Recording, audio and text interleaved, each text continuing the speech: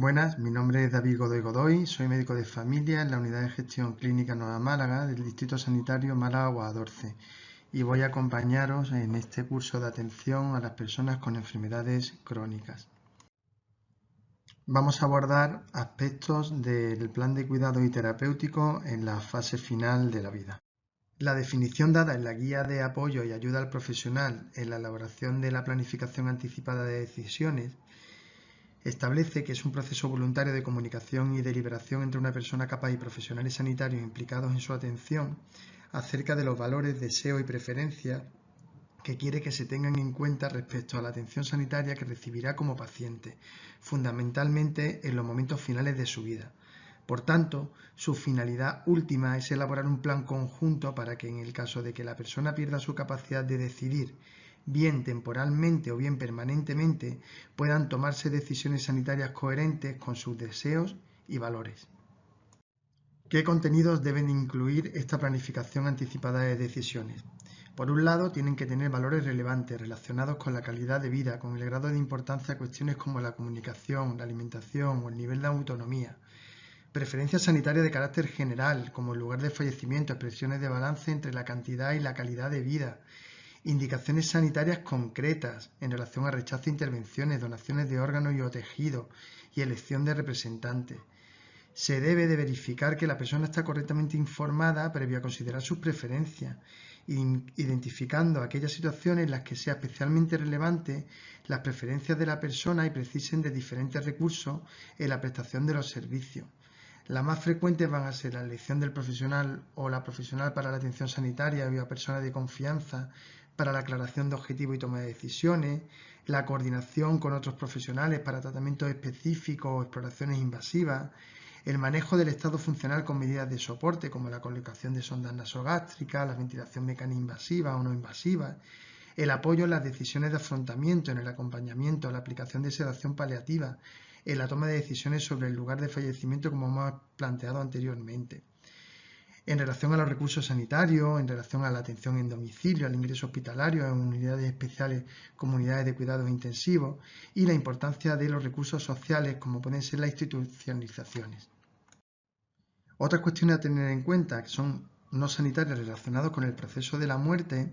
pueden ser tales como quién estará presente, qué hacer con sus cosas personales. La expresión de sentimientos en la planificación anticipada de decisiones debería ofrecer la oportunidad a la persona para resolver aspectos cruciales de la existencia, relación consigo misma, con otras personas.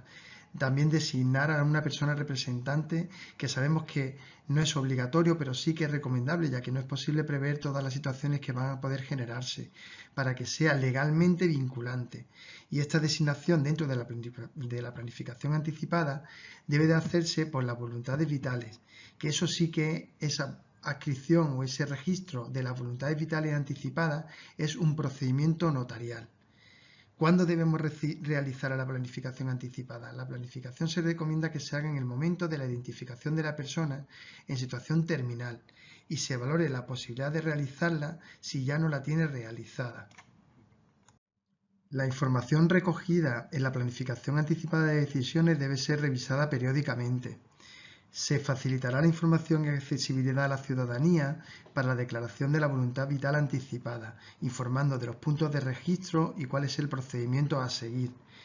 Se consultará el registro de voluntades vitales anticipadas en caso de incapacidades de hecho y se deberá de tener muy en cuenta que los niños o niñas y adolescentes pueden opinar de manera diferente a sus padres. Las personas cuidadoras o profesionales de la salud sobre cómo son sus creencias o valores deberán influir en su cuidado y si hay desacuerdo se intentará establecer un plan de atención consensuado y si es necesario habrá que involucrar a un facilitador. Otras consideraciones a tener en cuenta es que cuando la persona está en situación de incapacidad de hecho, a criterio del personal profesional responsable, tanto la recepción de la información como la prestación del consentimiento y, en su caso, la elección del domicilio para recibir los cuidados paliativos integrales, se realizarán por la persona designada específicamente a tal fin en la declaración de voluntades vitales anticipadas. Y si no consta, se pedirá el consentimiento por el siguiente orden a la persona designada en las voluntades vitales, a la persona que actúe como representante legal, al cónyuge o a la persona vinculada por análoga relación de afectividad y familiares más próximos. Si nuestros pacientes han realizado la planificación anticipada de decisiones, esta debe de aparecer reflejada en la hoja de problemas principales de nuestro paciente en la historia de salud única, para que sea accesible desde cualquiera de los dispositivos del Servicio de Salud Público de Andalucía. Se debe de dejar escrita todas las decisiones adaptadas en una hoja de seguimiento clínico y colgada en el clip del proceso Cuidados Paliativos, para que cuando entremos en la historia podamos tener un acceso rápido a las decisiones tomadas por nuestros pacientes. En lo que respecta a los niveles de atención en la fase final de la vida, vamos a diferenciar 4 tipos de recursos diferentes. Por un lado, los recursos convencionales, por otro, los recursos avanzados, los recursos de atención urgente y los recursos de hospitalización o residenciales de larga y media estancia. Los recursos convencionales están constituidos por los profesionales de atención primaria y de la atención hospitalaria, tanto ambulatoria como de hospitalización, con competencias para atender al paciente. La identificación de la persona con necesidad de cuidados paliativos va a ser realizada por el profesional médico responsable que conozca bien a la persona y su evolución. Vamos a diferenciar situaciones no complejas en las que no hay ningún elemento de complejidad presente, por lo que no se va a requerir la intervención de recursos avanzados de cuidados paliativos, situaciones complejas en las que hay al menos un elemento de complejidad presente, por lo que puede o no requerir la intervención de recursos avanzados y específicos, quedando esta decisión a criterio del médico responsable, y situaciones altamente complejas en las que hay al menos un elemento de alta complejidad presente y que requiere la intervención de los recursos avanzados de cuidados paliativos. Una vez hayamos identificado y valorado a la persona, se realizará, previa información y consentimiento explícito, su inclusión en la plataforma de telecontinuidad de cuidados paliativos para garantizar la continuidad asistencial del paciente en su domicilio. Las intervenciones realizadas por parte de los recursos avanzados deberán hacerse de manera conjunta y en coordinación y comunicación de manera reglada con el equipo de referencia de atención primaria, estableciendo un modelo de atención compartida, o con la atención hospitalaria en aquellos casos en los que la complejidad o la situación de la persona lo requiera. Se recomendará la intervención de los recursos avanzados para la persona adulta según los criterios establecidos en la herramienta de valoración de complejidad que veremos posteriormente, ante situaciones de alta complejidad, en situaciones de complejidad a criterio del médico responsable. En la infancia y adolescencia, según los criterios establecidos en la herramienta IDCEPAL, que como bien he dicho revisaremos posteriormente, ser niño o adolescente es un elemento de alta complejidad y por tanto una situación que requiere la intervención de los equipos de soporte de cuidados paliativos. Los recursos de atención urgente tendrán acceso a la plataforma de telecontinuidad en cuidados paliativos para garantizar una continuidad asistencial en el domicilio. Y por último, los recursos de hospitalización o residenciales para media y larga estancia van a estar establecidos para aquellos pacientes que no puedan permanecer en domicilio, bien por su complejidad clínica o por carecer de soporte familiar y que no reúnan criterios para su hospitalización, pero sí que deberán existir con ámbito de área hospitalaria una red de recursos propios conveniados que permitan la ubicación de ellos con la suficiente agilidad y que tengan garantizada una atención por el equipo de soporte de cuidados paliativos correspondiente. Los recursos convencionales establecerán un plan de acción individualizado donde se dejará reflejadas las actuaciones consensuadas con el paciente y con la familia en la persona adulta y con representantes legales en los menores de edad. Será registrado en un documento denominado Plan de Acción Personalizado Paliativo. Este plan estará elaborado en un periodo máximo de 10 días, en función del pronóstico y de los elementos de complejidad detectados, permitiendo dar respuesta a las necesidades planteadas. Quedará registrado en la historia única de salud clínica del paciente para que haya disponibilidad por otros profesionales. Se debe de incluir en la plataforma de telecontinuidad en cuidados paliativos para garantizar la continuidad asistencial en el domicilio y este plan se reevaluará de forma periódica en el grado y deseos de información de la persona, así como el de su familia, representantes legales y o personas cuidadoras. El plan de atención individualizada debe disponer hacia la persona y su familia en el domicilio de un informe escrito con los siguientes datos: el diagnóstico y situación y problemas actuales, el grado de conocimiento y deseo de la persona sobre su situación actual, el tratamiento actual y el plan de cuidado, recomendaciones e indicaciones a las familias de la forma de actuar ante situaciones de descompensación o crisis de necesidad. Cualquier situación relevante en el entorno sociofamiliar que pueda repercutir en la atención a la persona y de los teléfonos de contacto del equipo de profesional de referencia y de salud responde. La intervención de los recursos avanzados se realizará atendiendo a los criterios establecidos en la herramienta IDC-PAL. Esta herramienta diagnostica la complejidad en pacientes con enfermedad en fase avanzada y terminal, que comprenden aquellas situaciones o elementos de complejidad susceptibles de ser identificados tras la valoración de la unidad paciente-familia. Se compone de 36 elementos agrupados en 3 dimensiones, según sean dependientes del paciente, de la familia o de la organización sanitaria. Estos elementos se clasifican en 2 niveles: elementos de complejidad o elementos de alta complejidad. Como puntos claves, por tanto, tenemos que tener claro que todas las intervenciones realizadas por parte de los recursos avanzados se tienen que hacer de manera conjunta y coordinada con los equipos de referencia de atención primaria y hospitalaria, en un modelo de atención compartida. La solicitud de intervención se realizará por el médico responsable, incluyendo el motivo de consulta, la situación de complejidad, datos de la valoración multidimensional individualizada más relevante y el plan de atención individualizada en curso. Y estos recursos avanzados van a intervenir en el adulto según los criterios establecidos en la herramienta IDC-PAL, ante cualquier situación de alta complejidad o cuando a criterio médico responsable se requiera, y en la infancia y adolescencia, según los criterios establecidos por esta herramienta, todos serán catalogados como alta complejidad.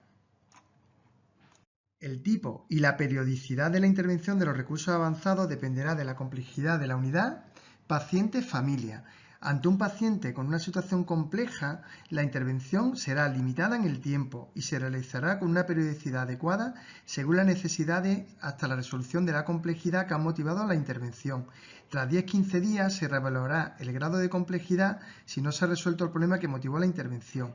Ante un paciente con una situación de alta complejidad, la intervención podrá ser mantenida en el tiempo hasta su resolución o fallecimiento de la persona. Deberá realizarse una reevaluación continua y programada como mínimo 2-3 veces por semana, si la persona está en su domicilio, y a diario si estuviese en el hospital, decidiéndose o no el traslado a la unidad de cuidados paliativos si fuese necesario.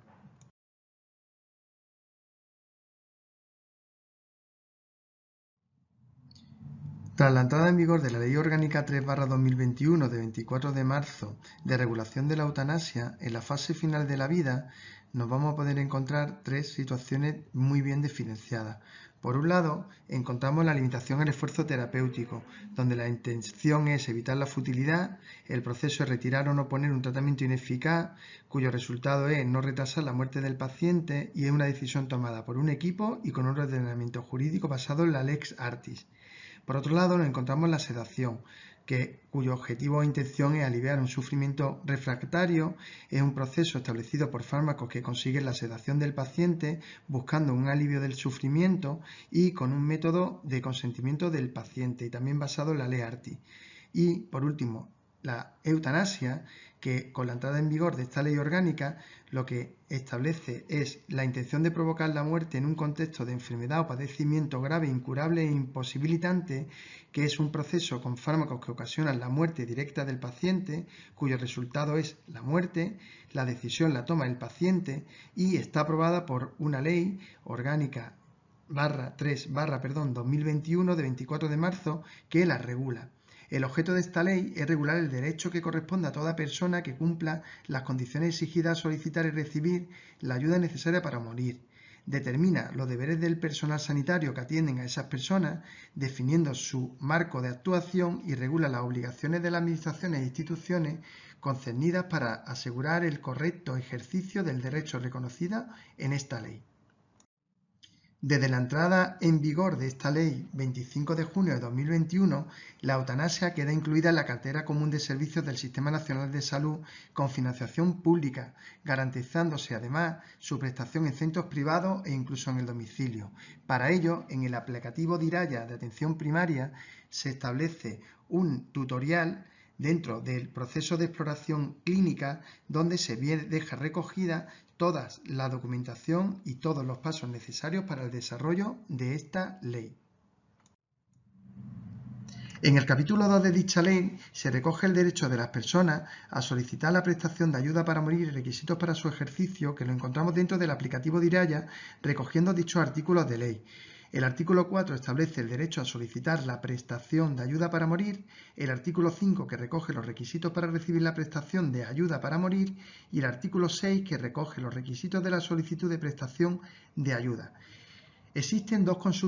conductas eutanásicas diferentes. Por un lado, la eutanasia activa, en la que un profesional sanitario pone fin a la vida de un paciente de manera deliberada y a petición de éste, y por otro, la que es el propio paciente, la persona que termina con su vida para lo que precisa de la colaboración de un profesional sanitario que de forma intencionada y con conocimiento facilita los medios necesarios, incluido el asesoramiento sobre la sustancia y las dosis necesarias para los medicamentos, su prescripción e incluso su suministro con el fin de que el paciente se lo administre. Además de confirmar la existencia de un contexto eutanásico, es necesario asegurar que la persona mayor de edad y en plena capacidad de obrar y decidir toma la decisión con absoluta libertad, autonomía y conocimiento, sin presiones sociales, económicas ni familiares. En el aplicativo Diraya vamos a encontrar todos los documentos de interés que establece esta Ley Orgánica 3/2021 de 24 de marzo. Entre esa documentación encontramos el modelo 1 y el modelo 11, que son las solicitudes de prestaciones para morir que debe de rellenar nuestro paciente para llevar a efecto este desarrollo de la Ley Orgánica 3/2021. En esta diapositiva os exponemos los diferentes documentos con las características particulares de cada uno que establece la Ley Orgánica 3/2021. Por un lado encontramos el documento justificativo de requisito inicial para la ayuda médica a morir, la valoración de situación de incapacidad de hecho, el proceso informativo previo, la certificación de condición para solicitud de eutanasia, la solicitud de prestación de ayuda, el primer proceso deliberativo, el segundo proceso, la solicitud de prestación de ayuda a morir, que encontraremos en la aplicación de Diraya. También nos encontraremos el segundo proceso deliberativo sanitario, la solicitud de continuar o desistir la prestación de ayuda médica, el formulario de consentimiento informado para recibir la prestación, las conclusiones del informe médico consultor, así como el informe final de comunicación médica a la Comisión de Garantía y Evaluación. El órgano final de aplicación de ley estará formado por las comisiones de garantía y evaluación, que tienen un carácter multidisciplinar con un número mínimo de 7 miembros, que estará formado por médicos, enfermeras y juristas, que debe de constituirse en un plazo de 3 meses y que será elaborado por la citada comisión y autorizado posteriormente por la Administración Autonómica. Son funciones de la Comisión de Garantía y Evaluación el resolver en el plazo máximo de 20 días naturales las reclamaciones que formulen las personas a las que el médico responsable haya denegado su solicitud de prestación de ayuda para morir, así como para dirimir los conflictos de intereses. En el caso de que la resolución sea favorable a la solicitud de prestación de ayuda para morir, la Comisión de Garantía y Evaluación competente requerirá a la dirección del centro para que en un plazo máximo de 7 días naturales facilite la prestación solicitada a través de otros médicos del centro o de un equipo externo de profesionales sanitarios. Debe de verificar en el plazo máximo de 2 meses si la prestación de ayuda para morir se ha realizado de acuerdo con los procedimientos previstos en la ley y debe de detectar posibles problemas en el cumplimiento de las obligaciones previstas en la ley, proponiendo en su caso mejoras concretas para su incorporación a los manuales de buenas prácticas y protocolos. Tiene como función también resolver las dudas y cuestiones y elaborar un informe anual de evaluación acerca de la aplicación de la ley en su ámbito territorial concreto. En resumen, dentro de la atención en la fase final de la vida, debemos de considerar 7 actuaciones recomendadas. En primer lugar, una correcta identificación y acercamiento pronóstico, la valoración integral del paciente y del entorno, que sea dinámica y multidisciplinar, entrando en la valoración física, funcional, psicoafectiva, sociofamiliar y espiritual, valoración de la existencia de sufrimiento, expectativas y deseos, promoción de las voluntades vitales anticipadas, valoración de riesgo de duelo patológico, establecer un plan de atención inicial a partir de las necesidades detectadas, incluyendo cuidados y tratamientos farmacológicos, y establecer un plan de atención inicial concreto con objetivos a corto plazo. Programar un seguimiento reglado, garantizar una transferencia al alta entre niveles adecuada, apoyándose en las figuras de coordinación que se establezcan y con una programación reglada de recurso CAMA. Comunicar a la Comisión del Área de Cuidados Paliativos el registro del paciente por parte del referente de cada servicio, en el caso de la atención hospitalaria, y del referente del centro de salud, en el caso de atención primaria. Estas actuaciones referidas son responsabilidad del equipo de atención primaria y hospitalaria habitual. Cuando se requiera la intervención de profesionales de los recursos avanzados, será solicitada por el facultativo responsable del paciente en los recursos convencionales. Con esta última diapositiva terminamos la presentación y os damos las gracias por la atención prestada.